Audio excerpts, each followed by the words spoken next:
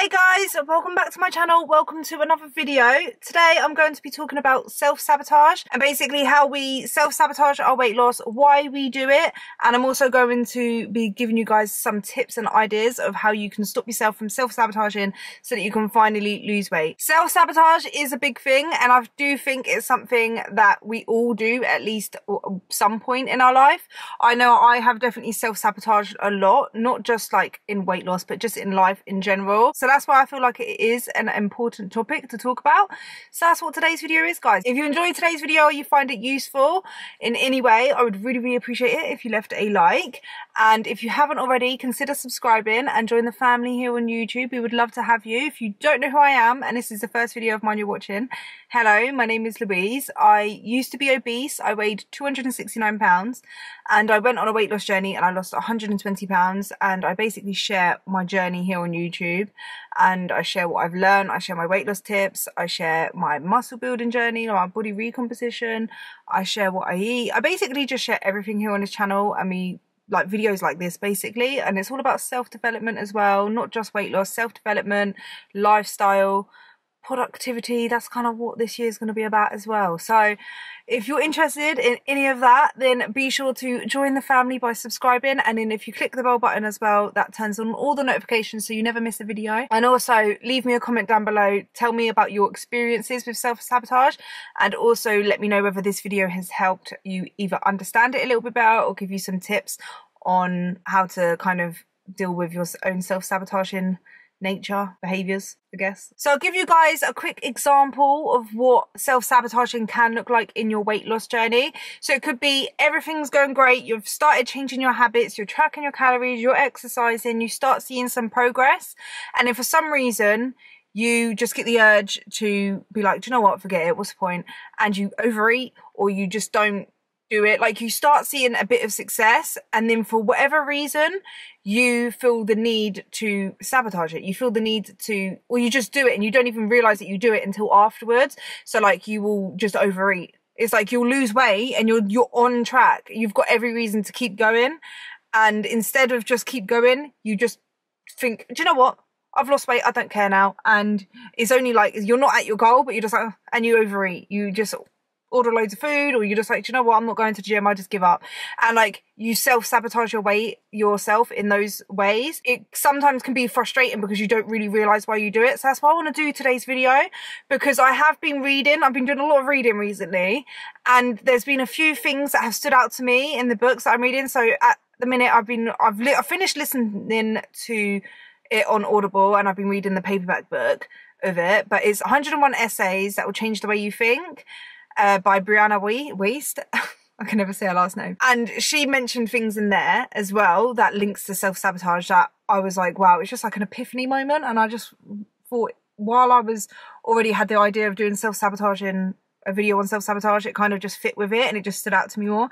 So I'll be talking a bit about like things that I've kind of read in there. And also I'm currently listening to The Power of Letting Go on Audible. There was quite a few things on there that stood out to me, and actually some really good strategies on how you can stop yourself from self-sabotaging, so I'll be talking about that as well. So obviously I do think that we self-sabotage because we have a fairly low self-esteem, and we might have like a core belief that might not even be conscious to us, but it's in our subconscious belief that we aren't good enough, or we don't deserve to be happy, or in the weight loss context be slim. So we self-sabotage subconsciously because of that belief. One thing that stood out to me in the book, 101 Essays That Will Change the Way You Think, is that in there she says that everyone has a tolerance level for feeling good, and once we go beyond that, so like once we start feeling good and it goes beyond the tolerance level that we have of feeling good, we end up self-sabotaging it so that we go below that, if that makes sense. I'm guessing that obviously everyone's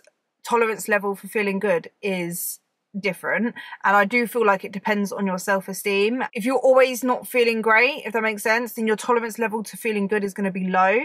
So if you're used to feeling like your tolerance level to feeling good is down here, you're used to that, once you get past a certain level it's going to start feeling uncomfortable. And like the video I made like last week where I was talking about where we don't like to feel uncomfortable. As soon as we start feeling that uncomfortable feeling, we don't like it and we like to revert back to what we know.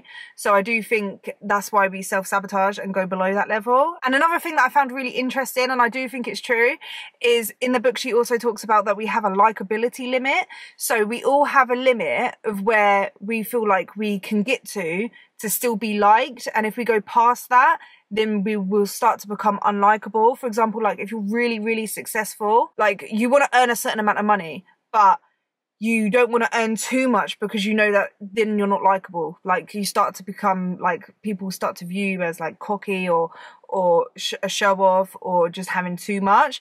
And you know that everyone kind of has a limit. So everyone has like a limit to where they feel like they can get to be liked.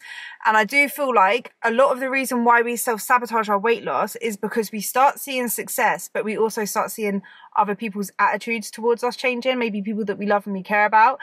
And we don't want to become too slim for them or lose too much weight or become too successful on our weight loss journey because we want to still be liked, especially by those that we like and we care about. So we self-sabotage so that we stay likable. And I think that's true because I know so many people have messaged me and telling me about their problems with their friends. They're having problems with their friends, with their family, with their partner. And a lot of relationships break up, like split up when one person loses weight. So it is all, I do think a lot of it comes down to us subconsciously wanting to stay at a certain likability limit, and we don't want to become too slim or like lose too much weight. And I'm not on about too much weight as in like becoming unhealthily slim, but just a limit where they know that the people that are close to them will be able to tolerate, if that makes sense, because people are uncomfortable with change.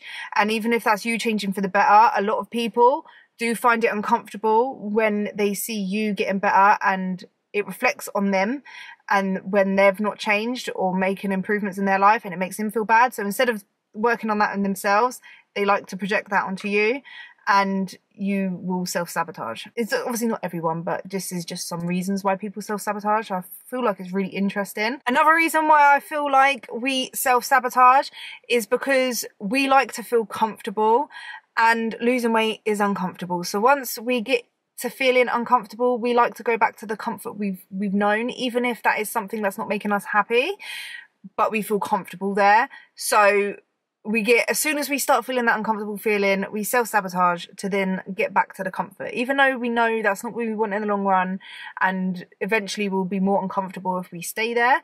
But while that's still comfortable and that still feels comfortable and good to us, we're going to go revert straight back to it. So we self-sabotage as soon as we start to feel a little bit uncomfortable with the changes we're making. And it goes back to even feeling good. If we start feeling good, we start feeling better about ourselves, we start feeling like people aren't going to like us anymore if we get too successful, or like we go past that limit, we self-sabotage to bring ourselves back down. I do feel like it all does come down to a low self-esteem, because someone with a high self-esteem isn't going to care what other people think about them, whether someone likes them or not, because their value and their self-worth and their self-love doesn't depend on other people. So they're not going to care. They're not going to worry too much about going past that likability limit. They are going to have a higher tolerance to feeling good. They've done so many actions within their life that make them feel good, and that has built up that tolerance level for feeling good, that they are able to have a high tolerance for feeling good, and they're not going to self-sabotage themselves every time they feel good, because they know that they deserve to feel good. So they're not going to sabotage that, if that makes sense. They're going to be able to enjoy the feeling of feeling good and feeling happy about themselves and reaching their goals and achieving their goals, and they're going to know that they're going to have to feel a little bit uncomfortable in the moment, and it's going to pay off, and that the uncomfortable feeling means that they're changing and that they're growing and they're getting better, and that they're actually going to see the other side soon, and that there is pleasure and growth and achievements that are on the other side of that uncomfortable feeling. But the biggest reason I feel like we actually self-sabotage is the story that we tell ourselves. And I was listening to The Power of Letting Go the other day, and he said this, and I was like, oh my god, that's actually so true. Because whenever I talk, right, so let me just tell you about, like, okay, it's going to be all over the place, but basically when I was overweight, when I was obese, yeah, I told myself a story, and it was my story, that it's not fair that I'm overweight. I'm fat. I was just always going to be fat. This is where I'm supposed to be. Everyone else who's slim is just lucky. It's their genetics. They can eat whatever they want. They can do the same as me, but for some reason I'm fat and they're not, and it's just the way I am, and I'm never going to be able to lose the weight. It's just the way it is. I've tried to lose weight. I'm not going to be able to keep it off because I've tried and I've lost a little bit of weight and I've regained it. I'm just supposed to be fat. And that's like the story I told myself.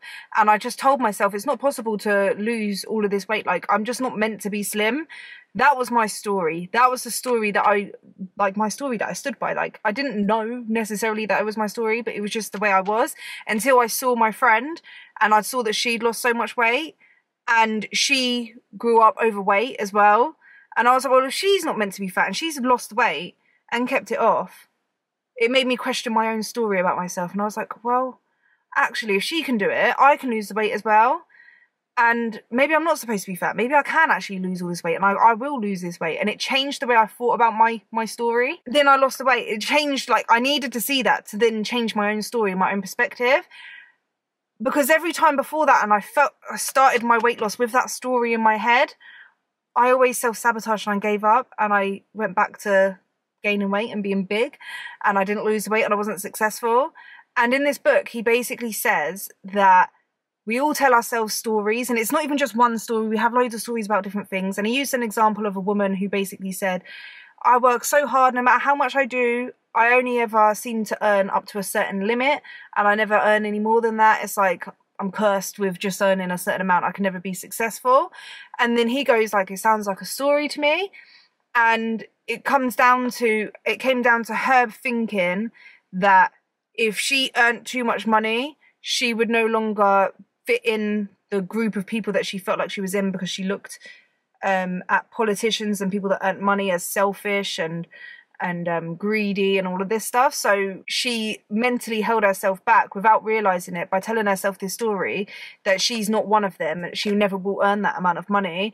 So she held herself back by believing that story, and it wasn't until she realized that story that she let go of it. And then she ended up earning more money. Obviously, I'm paraphrasing. If you want to go read the book, which I highly recommend, both of the books that I've been reading, I definitely recommend reading them. She had to let go of that story to then actually become successful and actually earn more money. And it's the same with the weight loss, like you have to let go of your story. So I've actually written down the steps that he goes through in this book because I want to do it myself for loads of different stories that I tell myself. I know I'm holding myself back on so many things, and I'm holding on to certain beliefs about myself, certain stories. So I wrote it down in my notes and I'm going to go through it with you guys. The questions that you need to ask yourself is, what is the story I tell myself? So that's question one. You need to ask yourself, what are the beliefs underlying my story? So what are the beliefs underlying your story? For example, my story was telling myself that I'm just meant to be fat. The beliefs are that it's not fair. Everyone else who's slim is lucky that they're just slim. It's not like they're necessarily doing anything different. That I don't really deserve to be slim. There's nothing I can do about it, so I might as well be fat. What other short-term pleasure or comfort do I get from holding on to each belief? So that's the third question. What short-term pleasure or comfort do I get from holding on to each belief? So this belief is the comfort I got from it was that I don't have to change because change won't make a difference. That it comes down to luck and genetics, and unfortunately I don't have that. So it's like the comfort of not having to actually make a change and do anything different. So the next question you want to ask yourself is, what's the payoff from telling yourself this story? What is the story costing you? So it was costing me my health. It was costing me actually losing weight and changing and becoming better and happier myself. And it was costing me like my happiness. It was causing me depression. My health was deteriorating and nothing was obviously going to change. I was keeping myself stuck. And then what will be the benefit to you from letting go of this story now? So how will you benefit if you let go of this story you tell yourself? How will you benefit from it? So obviously by letting go of that story that I was telling myself, I benefited from it by actually being able to lose weight and change my lifestyle and get rid of that belief that I was never going to be able to achieve that and that just wasn't for me and it was impossible for me to lose the weight and keep it off. So find out what the benefit will be from letting go of your story. And obviously this doesn't just relate to weight loss, but that is kind of how, when I was listening to it, because I listened to it on Audible, how I was like relating to it, and I was like, oh my god, that's actually so true, and it will work with any aspect of your life. I feel like that activity, by doing that and figuring out what the story is that you tell yourself, will massively help you stop self-sabotaging, because you're self-sabotaging for a reason, and it most likely is because you tell yourself, or you have a core belief without even realizing it, that this is who you are. You're a fat person or overweight person, and you can't really change, and no matter what you do,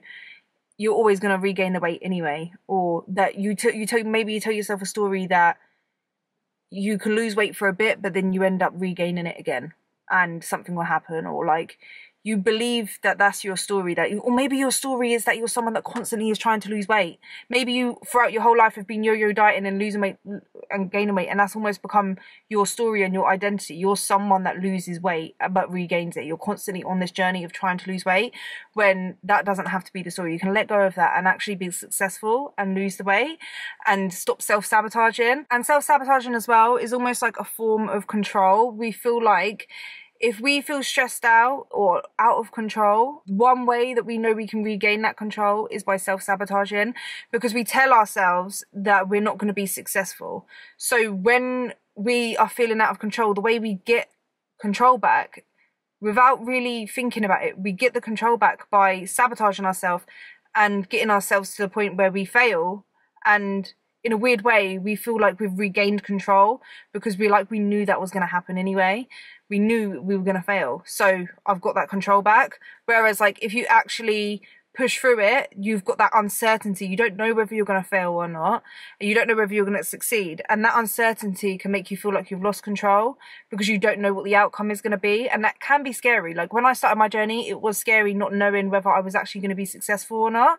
But you will never be successful if you don't try and you don't self-sabotage and give up on yourself. But because you don't know and you feel like you've lost control, you don't know to control the situation, you sabotage so that you fail, because you knew that you was going to fail. So do you know what I mean? It's like that control of knowing, okay, well, I've got the outcome I knew was going to happen. So it makes you feel a sense of control in a weird way, but you're not in control because you're not happy with where you're at. The only way to be in control is by taking the steps right now. And you can't control where you'll be basically in like a year, 2 years, even weight wise. You can't really control that. All you can do is control your habits every single day. That just distracted me. All you can do is control the habits you do on a day-to-day that will eventually create the outcome. But you can't control the outcome. You can only control what you can do right now. As long as you do that, you don't need to control the outcome. I hope that makes sense. You don't need to you don't have control of the outcome. You just have control of your actions right now. That is outside of you. That's like a side effect of what you do now. So instead of trying to find the control by controlling the outcome, by self-sabotaging and making yourself fail just because you feel like that is a way of control, control what you do now. Get up in the morning when you say you're going to get up. Make your bed. Shower, brush your teeth, have some breakfast, a nice healthy whole breakfast, track your calories, go for a long walk, go to the gym, do your training, read a book, go to bed early, do some cardio, meditate. You know, like, you can do those things, drink lots of water, you can do those, you have control of that, and that will eventually control the outcome. But you can't control the outcome. I hope that makes sense. The only way you're going to be able to stop self-sabotaging is you have to break down your story while you're telling yourself that and let go of it. You need to work on your self-esteem and your confidence, and by increasing that tolerance level of feeling good and feeling happy. So you have to do things for yourself that make you feel good. You have to implement self-love, love yourself, and become whole on your own as like a person. There's ways to do that, like self-development books, doing daily things every single day to like basically love yourself, like little actions that you would do for someone else that you love, start doing it for you. And one thing that I've learned more recently is like, ask yourself the question, what would you want out of like a relationship or from someone you love? Or like, what would you want to give to them? Or like, what would you want, if that makes sense? And everything you want from like a relationship or another person, start giving that to yourself. That's the best way to start loving yourself, because you don't need anyone else to give that to you. You can give that to yourself. Increase your confidence and your self-esteem. Get yourself out of your comfort zone. I feel like to increase your confidence is by achieving things that you didn't think you could do, or you have never done before. Like, and maybe putting yourself in uncomfortable positions that make you grow as a person and as a character. Like, it grows you, and it just doing things that you say you're going to do will increase your self-esteem and confidence as well. So do things like that to build up your confidence and your self-esteem. Once you have got to that point and you truly have good self-esteem and self-confidence, you will stop caring about what other people think and whether you are likable to someone else. As long as you like you, that's what's most important. So you won't be afraid to like lose people, if that makes sense. And that's the sad reality of losing weight. Sometimes you will lose people in your life, but you just know that if they aren't happy for you being healthier, if it triggers jealousy or insecurities in them, that's their problem, that's not your problem. Another thing I've learned recently, which I think is cool, I don't know if it has anything to do with this, but it makes me feel better if someone is triggered by something like my personality or something about me. It does make me feel better to know this, and it gives me some self-awareness about myself as well. But the things that you don't like in other people, or the things that you find annoying in other people, the traits, the personality traits, characteristics in other people that you don't like or you find annoying, that is a reflection on your shadow in yourself, basically. Like things that you don't realize that you have, qualities that you don't really realize that you have, or that you hold back on. It's part of your shadow, and you have to like look in yourself and actually recognize those qualities about yourself and basically just embrace it. So you let your shadow come through, basically come to the light, like you embrace it, and that's how you make yourself whole. But also what I find interesting about that is that when people are triggered by things that I'm not doing to hurt anyone, it's just parts of my personality, I know it's more of a reflection of them than it is for me. It's more reflecting their own shadow. So it's a way to kind of let go of other people liking you, or just feeling like you're at that likability limit, if that makes sense. Like, that's just trait. If as long as you're not hurting anyone, when someone doesn't like you for something that's to do with your personality or the way you are, the way you look, that reflects on them, not you. So you can kind of like then let go of being likable. And if people truly love and care about you in your life, they want you to be the healthiest and happiest version of yourself. So you losing weight isn't going to make them like you any less. Yeah, they're going to be happy for you. So if someone don't like you for losing weight, then you can open the door and let them see themselves out of your life. Like, they don't need to be in your life anymore, and you just have to be okay with letting people leave your life. Your happiness doesn't depend on them. It depends on you, and you're the only person that is responsible for your own happiness. So yeah, like, practice self-love, increase your self-esteem and your confidence, and break past those self-limiting beliefs that you have that keep making you self-sabotage, because you are only just holding yourself back.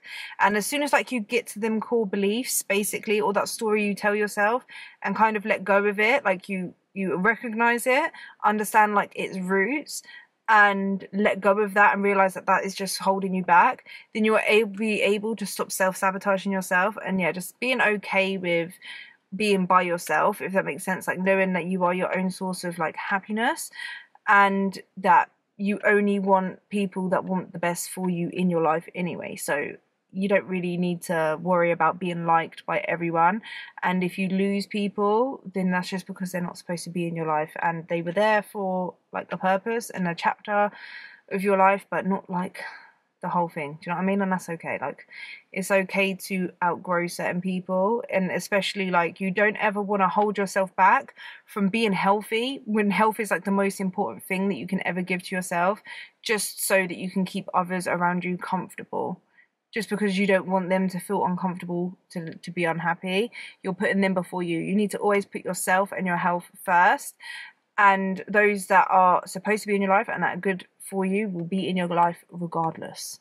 Like, they want the best for you, so that won't change that. So you're only like basically weeding out the people that you don't really need, that are just holding you back. The thing that I think was holding me back was the story that I told myself. So once I actually realized that that wasn't true, like my own belief kind of got thrown off by me realizing that someone else has done it, someone that I knew as well has done it. So then if that's not their story, then how is this my story? Do you know what I mean? Like, if they can lose the weight, I can lose the weight. So it changed that, and it changed my story to be, okay, I can actually do it. And I do think that was something that I was self-sabotaging me before. Once I started losing weight and treating myself better and deciding to love myself, because that was another thing that started when I started losing weight, was, do you know what? I actually do deserve to lose weight. Because I think another story that I told myself was that I didn't deserve it for some reason.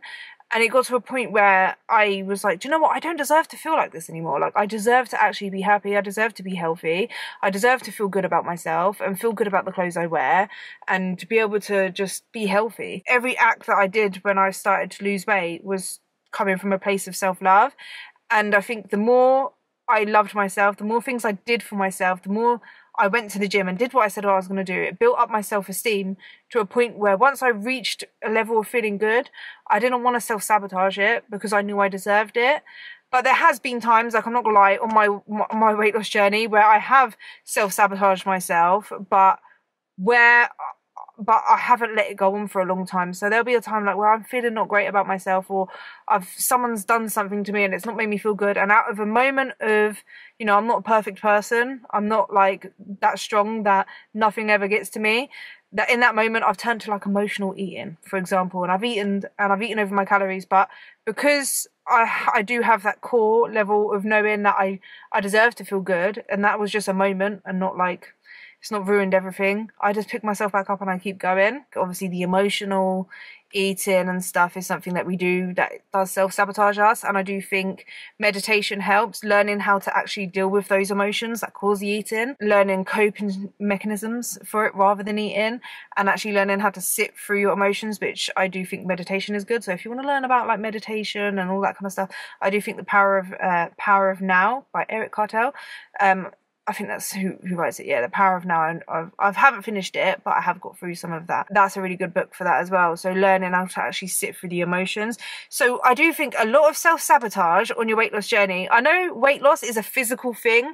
Counting your calories, eating healthy, exercising, all of that stuff is very physical. But there is a lot of inner work that you need to do that in order to actually be successful and work on the root causes of you being overweight, which is, yeah, it's overeating and not moving enough, but why are you doing that? There's reasons, if that makes sense. Like there's stuff going on up here and in here that you need to work on. So you've got to fix the inside to start fixing the outside. And I do think subconsciously I did start to do that without realizing it. And it's only been like the last couple of years that I've reached a point where it was okay working on the outside and stuff and starting to love myself and doing all of that kind of inner work. But it's reached a point where I've realised, okay, I need to do more inner work. I need to start doing more healing. I've got a lot more work to do, not just on the outside, but the inside. And I do think it's a massive part of being successful on your weight loss journey and actually being healthy, like physically and mentally, and actually changing your relationship with food and just your relationship with yourself. So I will be making a lot more videos on that kind of side of it as well. So let me know if you do want to see that kind of stuff as well. I hope you guys found this video useful. I hope you found some information helpful. I hope you were able to apply something to your life. Thank you so much for watching, and I will see you guys in the next one. Bye.